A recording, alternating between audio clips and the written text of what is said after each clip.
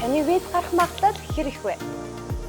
2024 он Америк нэгдсэн улсын элчинд ганцхан хүмүүсийн 60% нь виз авч чаддаг. Тэгвэл ямар хүмүүсийн виз гарах магадлал хамгийн өндөр байдаг вэ?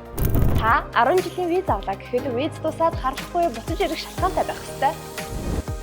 Ихэнх хүмүүс дансны хуулга нийгмийн даатгал зэрэг үзүүлэлтүүд чухал нөлөөтэй гэж үздэг.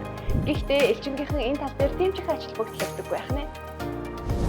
Мэдээж тэд таны мэдээллийг нэгтээс шалгаж үзнэ. Гэхдээ хамгийн чухал нь ярилцлагын уушаа хийдэг. Харин ярилцлага нь хэрхэн биелдэх вэ? Ямар хүнийг тэд зөвшөөрч боломж олгодог вэ гэдэг дата туршлага бидэнд байна. Манайх Америк нэгдсэн улс, Канада, Австрали зэрэг улсуудын аяллаа болон сургалтын визний зохис үйлчилгээг үзүүлж байна. Та энэ хаягаар ирж уулзаад дэлгэрэнгүй мэдээллийг үн төлбөрөөр аваарай.